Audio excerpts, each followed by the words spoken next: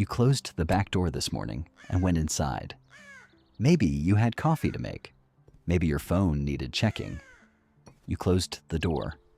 The yard went quiet behind you. Except it did not go quiet. Not even close. Within seconds of the door closing, something began that you have never seen. Something that researchers, when they finally documented it properly, described as one of the most unexpected findings in the study of corvid behavior in urban environments. Not because it was rare, because it had been happening every single day, directly behind the backs of the humans who share territory with crows. In the exact moment, those humans stopped watching. What crows do the moment you leave your yard is not what you would guess. It is not foraging. It is not resting. It is something considerably more organized, more social, and more directly about you than most people are prepared to hear. Tonight, we are going to follow what happens in your yard the moment you disappear from it. What the crows do, what those behaviors mean, and what they reveal about a kind of awareness that has been operating at full intensity in your yard every single day without your knowledge. If this is your first time here, subscribe now. This channel exists to show you what crow intelligence actually looks like, in the research, in the behavior, in the implications most people never hear about. Every video goes deeper than the last. Stay until the end. Because the last thing we cover is the behavior researchers found most difficult to explain. The one that changes the question entirely. Most people picture something simple. The crow goes back to what it was doing. The ordinary life of a bird briefly interrupted, and now simply continuing. That picture is wrong in almost every detail. What researchers found when they began systematically observing crow behavior in the immediate aftermath of human departure is that crows do not simply resume. They respond. The moment a specific human leaves a specific location is not a neutral event. It is a trigger. It initiates a sequence of behaviors specifically organized around the fact of the departure and the information that departure carries. The crow continues to process information about you after you leave. Your departure is itself a data point. How long you stayed, what you did, whether your exit matched the expected pattern, all of it feeds into a behavioral response that begins the moment the door closes. You have been thinking about your relationship with the crows as something that exists when you are present. The research tells us that relationship continues in a very specific and documented sense, in your absence. The first thing that happens the moment you leave is the one that took researchers longest to document, because it required observing spaces that humans had just vacated without being seen watching. What they found is that crows perform what researchers now describe as a post-departure territory assessment.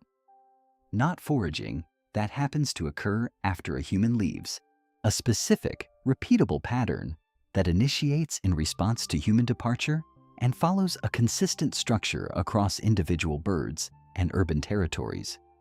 Carolee Caffrey, researcher at the University of Oklahoma, found that in the minutes following human departure, crows that had been maintaining observation distance move into the vacated area in a specific sequence, not randomly, in an order that reflects the crow's prior assessment of the human who just left. A human categorized as low threat produces one post-departure sequence. A human still being assessed produces another. A human categorized as unpredictable produces a third, more cautious pattern that can delay entry into the vacated space by several minutes. A human who always exits through the back door and one day exits through the side gate produces a detectable disruption in the post-departure sequence. The unexpected exit is flagged. The territory assessment becomes more thorough. The crow noticed that you left differently today, and it is trying to understand why. The second thing challenges the assumption that your relationship with crows is a private matter. The moment you leave your yard, certain crows leave too. Not all of them. Specific individuals, the most socially connected members of the local group, depart within minutes and move toward areas where other crows are gathered. What those crows do when they arrive has been documented in enough detail to make the implication difficult to dismiss. They communicate what just happened. Tony Giori, researcher at Louisiana State University, found that crows functioning as territorial liaisons show a consistent pattern of increased vocal activity after significant events in their home territory. Human departure that deviated from expected patterns was one of the most reliable triggers for this increase. The crow leaving your yard is not simply dispersing, it is carrying information. The departure of a known human is treated by the local crow network as reportable.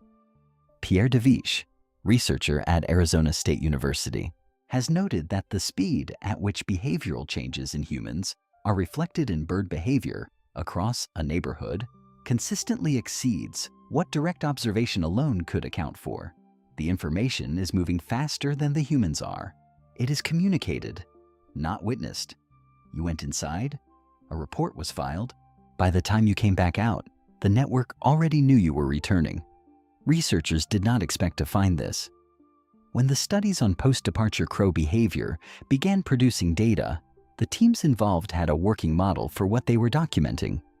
Territorial monitoring, opportunistic foraging in spaces temporarily vacated by a potential threat, findings that fit comfortably inside existing frameworks. What the data produced instead did not fit those frameworks at all. Crows inspect the things you touched, not in the casual way an animal might investigate novel objects, in a specific, deliberate way that targets the exact locations and objects a departing human was in contact with. The areas where you stood longest, the surfaces you handled, the objects you moved or adjusted.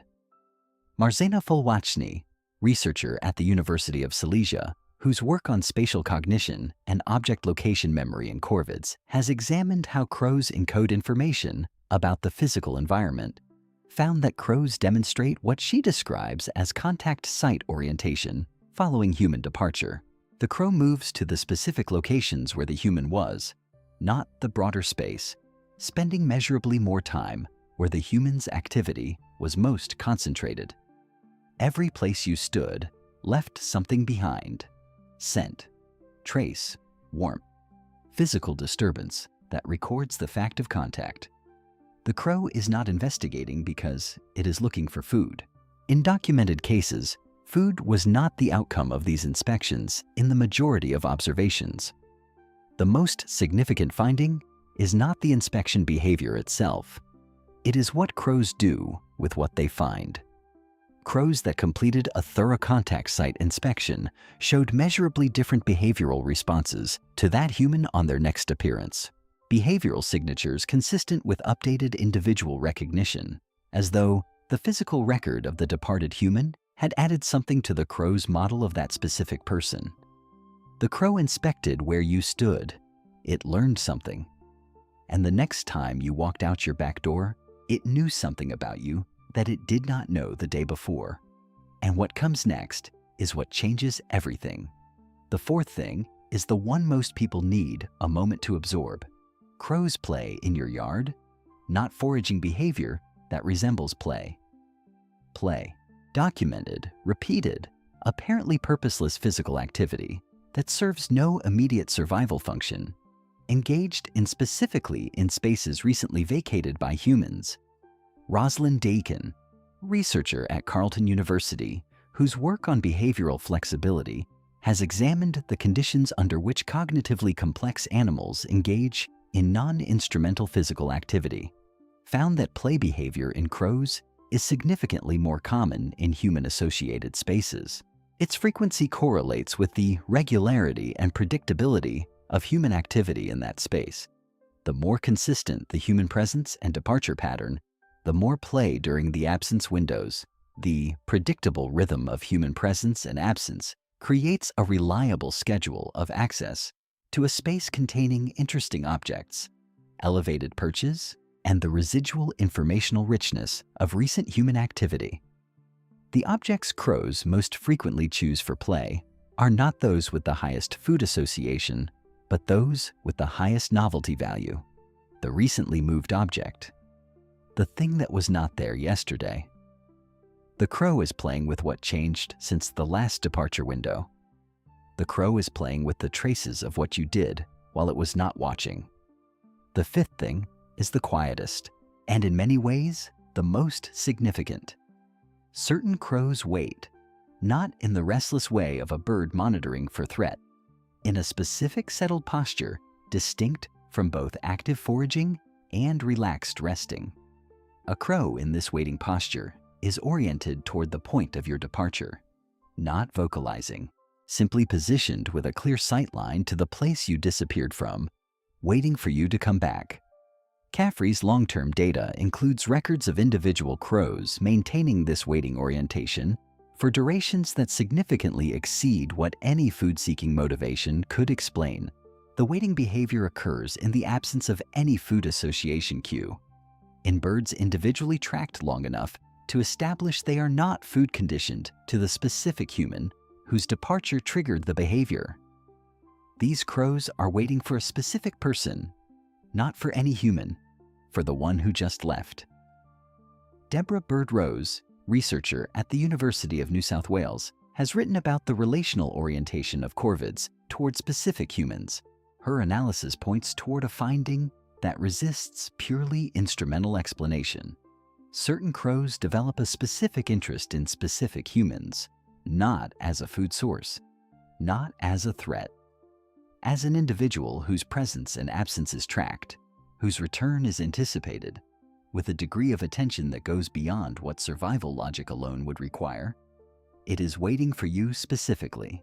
And when you walk back outside, it will already be watching before you open the door. It knows your patterns better than you know its name. We need to stop following the crow for a moment. Everything we have documented tonight, the territory assessment, the network report, the contact site inspection, the play in the traces of your activity, the waiting at the edge of the yard for a specific person to return, none of it is ultimately about what crows do when you are not watching. It is about what it means that they do it. You have been thinking about your yard as a space that belongs to you, a space you move through, organize, and leave when you have other things to do, a space that waits, essentially inert, until you return. That is not what your yard is. Your yard is being actively and continuously read by minds that are not yours. Every time you step outside, you are being observed. Every time you go back in, your departure is being processed, reported, and responded to. Every object you touch, every pattern you establish, is being registered and integrated into a model of you that is more detailed and more attentive than most of the models other humans hold of you.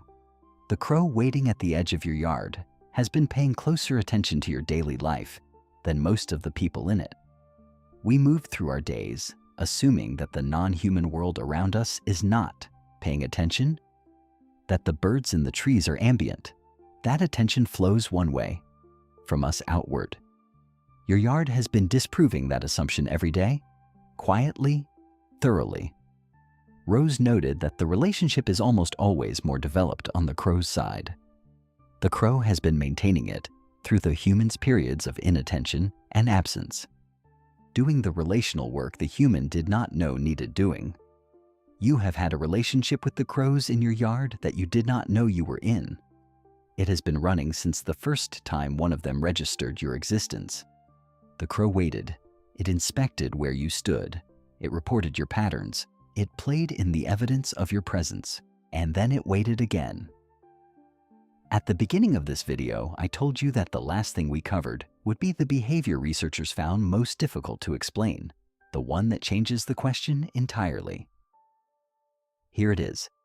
After years of documenting post-departure crow behavior, researchers arrived at a question the data had been building toward without anyone stating it clearly. Not what crows do when you leave. The question was why the behavior is organized the way it is. Why the departure of a specific human triggers a response this structured and informationally rich. Why the waiting crow is waiting for that person and not for any person. The instrumental explanations do not hold up. The behavior exceeds what survival logic requires by a significant margin. The crows are investing more attentional and social resources in tracking specific humans than any purely strategic calculation would justify, which means something else is driving it. Caffrey found that the crows showing the most elaborate post-departure behavior towards specific humans were, in almost every documented case, the same crows that showed the most approach behavior toward those humans when present. Caffrey has described this as relational investment. The crow's behavior toward a specific human is not simply a response to that human's characteristics. It is the expression of something that developed over time through repeated interaction into a form of orientation toward that specific individual that influences the crow, whether the human is present or not. What changes when you understand this is not just how you think about crows. It is how you think about what a relationship is. A relationship can be maintained by one party in the complete absence of the other party's awareness. The crow has been in a relationship with you that you did not know existed, maintaining it through your obliviousness with a consistency that most humans cannot sustain, even in relationships they are consciously trying to keep. You walked inside and closed the door, and the relationship, from the crow's side, kept going.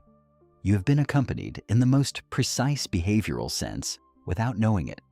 You have been known, in the crow's terms, more thoroughly than you knew. The door closed. The crow was still there. It is still there now. Before you go, I want to ask you one thing. Think about the last time you came back outside after a real absence. An hour? A morning? An afternoon? Think about what the yard looked like when you came back. Whether there was a crow already there, already oriented in your direction, in a way that suggested it had been there for a while before you appeared. You were not imagining it. That crow was waiting. It had inspected where you stood before you left. It had reported your departure. It had played in the traces of your morning, and then it had taken up its position and waited for the sounds that tell it you are about to come back. It knew you were coming before you opened the door. Leave it in the comments. Tell me exactly what you saw, where the crow was, whether it moved when you appeared or held its ground. I read every single one. They tell me something about the crows in your area that the research alone cannot capture. Subscribe if you have not already. What comes next goes further still. I will see you in the next one.